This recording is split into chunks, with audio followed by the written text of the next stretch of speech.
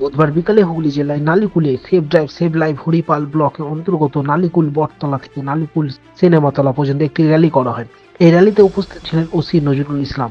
যে সমস্ত বাইকে আরোহীরা হেলমেট পরেননি, গাড়ি চালাচ্ছেন, তাদেরকে পুলিশের তরফ থেকে ধমক দিয়ে বলা হয় রাস্তায় হেলমেট পরে বাইর হবেন, কারণ প্রতিনিয়ত অ্যাক্সিডেন্ট বেড়েই চলেছে। ঠিক এইভাবে সমস্ত বাইক আরোহীকে সতর্কবার্তা দেওয়া হয়।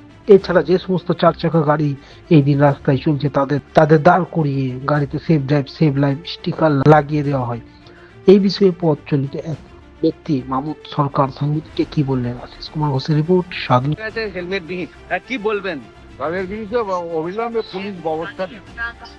কারণ এই যে এত বলা সত্ত্বেও যদি তারা না শোনে, তাদের বিরুদ্ধে অবিলম্বে পুলিশ প্রশাসন ব্যবস্থা নেয়। হুগলি গ্রামীণ জেলা পুলিশ এবং তথা হরিপাল থানা বারংবার হেলমেট পরতে বলা হচ্ছে এবং সতর্ক বার্তা দেওয়া হচ্ছে, এটা কি বলবেন বিষয়টা?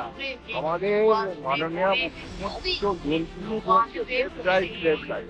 এটা প্রকল্প, এটা প্রকল্পটা দীর্ঘ 2 বছর 3 বছর ধরে আমরা কাজ করছি।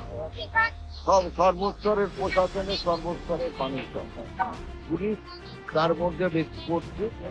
পুলিশের কাছে আবেদন, যারা আইন ভাঙবে তাদের বিরুদ্ধে ব্যবস্থা নেওয়া হবে। প্রশাসনের যে এই উদ্যোগ, এটাকে কি বলবেন? এটা সাধুবাদ জানাই। আপনার নাম? আমার নাম মামুদ সরকার।